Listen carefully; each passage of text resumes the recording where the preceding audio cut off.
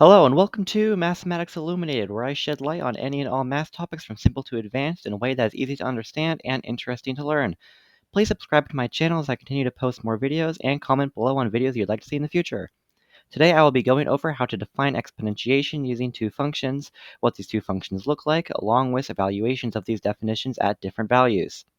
So, let's get started. First, what we need to do is see how exponentiation is defined. The most common definition is simply repeated multiplication. This can be expressed like this: a to the b power is equal to a times itself, b times. So 5 to the fourth power is going to be 5 times itself 4 times, which is equal to 625. There's one issue with this definition, however. If you try evaluating 5 to the half power, for example, you get 5 multiplied by itself half times.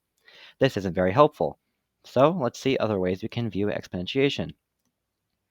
Let's try showing exponentiation by this property, that a to the b plus c power is equal to a to the b power times a to the c power. Using this, we can say that if we raise x to two halves added together, this gets x to the half power multiplied by x to the half power. Adding the two halves together gets 1. And we know that x to the first power is just going to be x. So this allows us to see what x to the half power looks like, the number that can be multiplied by itself to get x, also known as a square root. Using our previous example, we can see that 5 to the half power is going to be the number for which it can be multiplied by itself to get 5. So this can allow us to get an estimate of 5 to the half power. But defining exponentiation using this rule still doesn't work for all exponentiation. Let's say, for example, we were doing negative 1 to the pi power. How would one even go about solving this? We're going to need something that works more generally for variables in exponentiation. So, what other exponentiation rules can we look at? Here's a common one that many know of. People are taught this as a rule of exponentiation, and when dealing with the usual numbers people might use, it does usually work. But there's a key problem with this quote-unquote rule.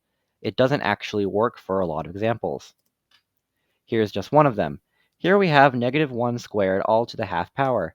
Using our quote-unquote rule above, we could multiply 2 by a half, getting 1. So now we're writing negative 1 to the first power, which leaves us with just negative 1. But this isn't actually what we should be getting. Evaluating this the correct way by looking at the parentheses first, we see that negative 1 squared is 1 and that 1 to the half power is 1. So this is clearly not very reliable as a way to define exponentiation. So what are we to do? As it turns out, exponentiation can actually be defined using only two functions. To clarify, the difference between an operation and a function is that a function deals with a single variable and always has a single outcome, while an operation deals with multiple variables also having a single outcome. Exponentiation is an operation, since we have two variables a to the b power, while what we have on the screen here are two functions, exp of x and ln of x. So what are these functions and how can we use them to define exponentiation? Exp of x is the function e to the x power, while ln of x is the natural log function, which is defined using the property that e to the natural log of x is equal to x. Another way to view this is that exp of ln of x is equal to x. So, how can we use these two functions to define exponentiation? Well, as it turns out, a to the b power equals e to the natural log of a times b power, where a can be any number except 0 and b can be any number. It turns out that this rule always works, and so this is how exponentiation is defined. You could also view this as exp of ln of a times b, since of course we're meant to be defining it using two functions. But this way is more visually appealing and works the same. You can just view e to the something power as a function exp of x. You may be thinking, but wait, how can you define exponentiation using something where exponentiation is used in the definition? Well, when you look at exp of x, or e to the x power, not as an exponentiation, but as a function, it makes more sense. Then you can apply exponentiation rules to this function to make those simply properties of the function. A way you can see this derived is by taking a to the b power and rewriting a as e to the natural log of a, and then using the quote-unquote rule of multiplying powers together to get what we have above. If you're wondering what we do when a is equal to 0, I will go over that later in this video. For now, though, I'm going to look more at what we mean by the natural logarithm function. Let's say that e to the x power is equal to a. We can know that x equals the natural log of a, since this satisfies the definition of the natural log. But as it turns out, x is also equal to the natural log of a plus 2 pi I n, where pi is the famous constant, I is the imaginary constant defined as the square root of -1, and n is any integer both positive and negative. We can see why defining the natural logarithm as a solution to the above equation can be an issue, since solving for x gives an infinite amount of solutions as you find different values for n. So what we're going to say is that when we are using the natural logarithm function, we're going to be using the principal branch. A property of functions is that it can only have one result, so only using the principal branch of the natural logarithm assures this. Let's take a look at what this means. Here's the graph of y equals e to the x power. Let's say we're looking at this y-coordinate. Looking at the corresponding x-coordinate gives this point, since that is where they intersect on the graph. Solving for x, though, gives you the natural log of y plus 2 pi I n, where, as we said before, the natural log of y is using the principal branch of the natural logarithm. This graph only deals with real numbers, though, and notice on this graph y is always positive. So when using this graph, we are only taking the natural log of a positive number. Remember when we said that n can be any integer, both positive and negative? Well, this also includes 0, since 0 is an integer. And when n is 0, we are just left with this. The place on this graph where y-coordinate corresponds with an x-coordinate can be called the principal branch of the natural logarithm for all positive numbers. Defining the principal branch for negative numbers and imaginary complex numbers is possible, but the process is much more complicated and uses math far beyond the topics in this video. If you're interested in seeing me cover this topic, let me know in the comments.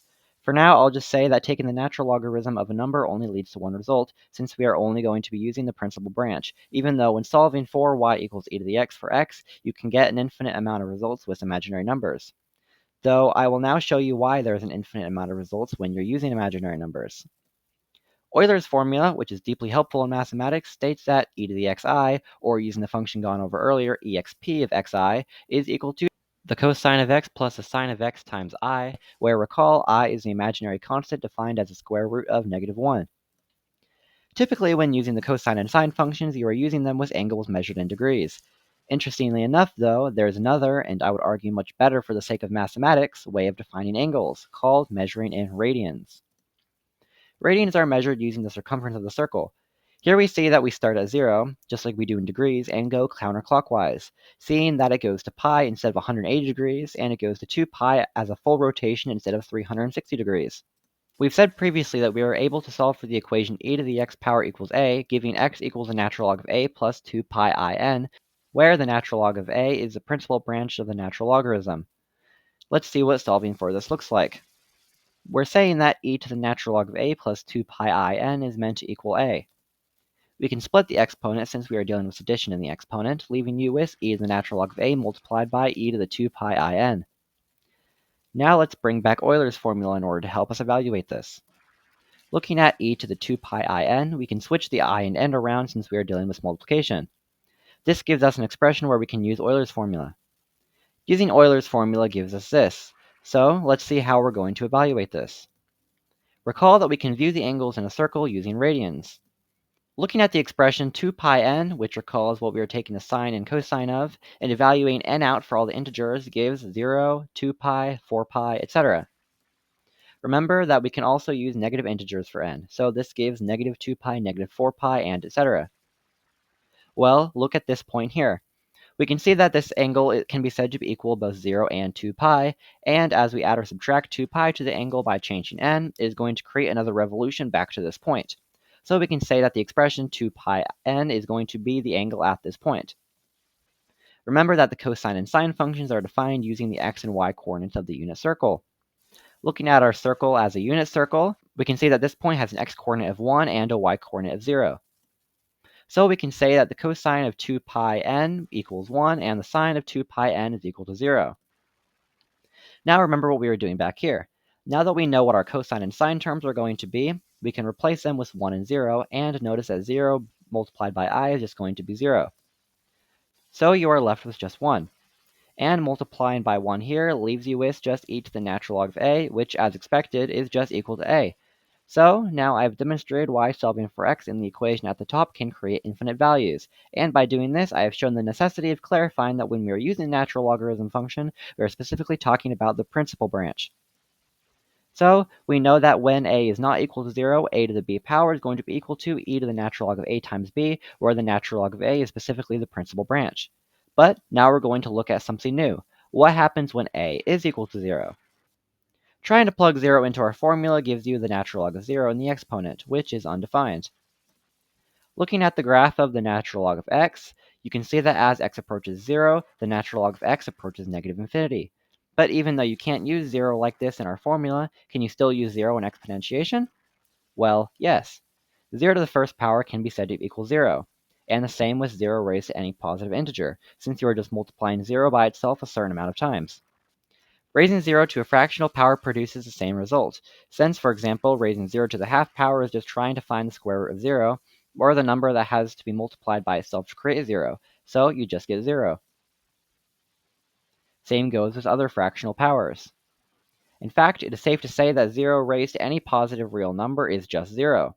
So, is 0 raised to any power just 0? Well, no.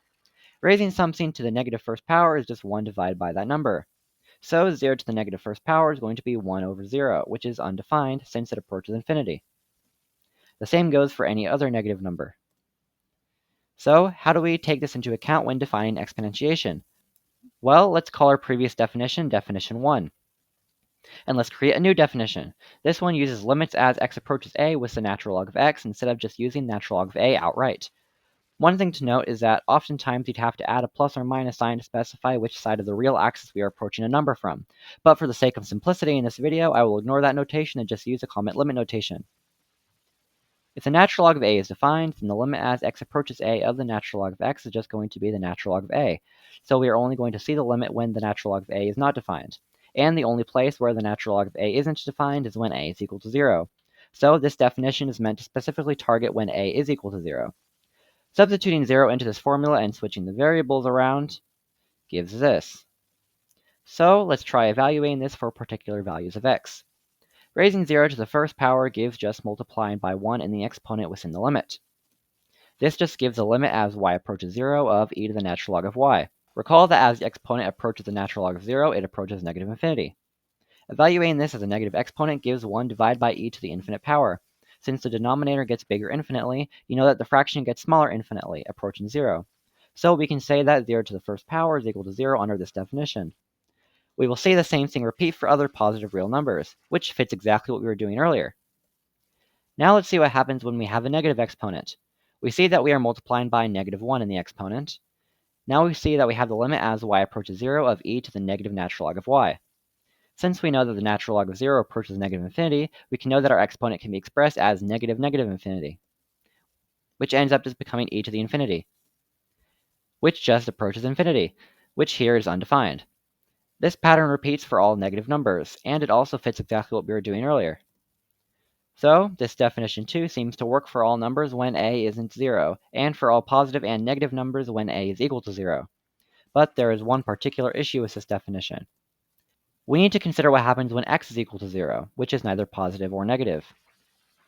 Evaluating 0 to the 0 power with this definition makes it so that we are multiplying by 0 in the exponent, since y is said to be approaching 0 and not outright equaling 0. Natural log of y can act as a finite number when multiplying by 0, so we can call the exponent just equal to 0. This gives e to the 0 power, which is just 1. So using this definition, 0 to the 0 power is said to be equal to 1. So why is this an issue? Well, 0 to the 0 power cannot be so simply said to equal 1. As you can see here, there is even an entire Wikipedia page on this. We can see that 0 to the 0 power can be said to equal different things depending on what you're doing. Sometimes it is said to be 1, sometimes it is said to be undefined. Either way, though, a general solution to this is not well defined. So, we may need a new definition for exponentiation. Let's try one more definition, this one behaving a little differently than the previous one. When a is not equal to 0, the natural log of a is defined, meaning that the natural log of a times b is defined, which means that when a is not equal to 0, you could just write this as the same as the first definition of exponentiation. But let's evaluate for when a is equal to 0. Doing this and switching the variables around, you get that 0 to the x power is equal to the limit as y approaches the natural log of 0 times x of e to the y. Let's try evaluating this for particular values of x. If x is equal to 1, you see that you are multiplying by 1 in the limit. So now you have the limit as y approaches the natural log of 0 of e to the y power. And recall the natural log of 0 can be said to equal negative infinity. Evaluating this limit out, you get the same as before. That 0 to the first power is 0. And you can see this repeat for all positive numbers. Trying this with negative numbers gives a similar result to before. We see our result as infinity, or just undefined, and we see the same thing happen for all other negative numbers. But what about when x is 0? Here we'd be writing the limit as y approaches the natural log of 0 times 0 of e to the y power. But what do we do with this? The natural log of 0 times 0 isn't defined. We're basically multiplying negative infinity by 0, which doesn't really work. There really is no way to express this well. So we'd say that our answer is undefined, or that 0 to the 0 power is undefined. Here I've provided a chart with the definitions and how each of them express 0 to the first power and 0 to the 0 power. We have now defined exponentiation 3 different ways, along with going over particular examples when you are raising 0 to a certain power. And that brings us to the end of this video. Please like and subscribe if you thought this was interesting, and leave a comment on what you thought about this video, or on anything you'd like me to elaborate on from this video. Also, feel free to leave a comment on videos you'd like to see in the future. Farewell for now.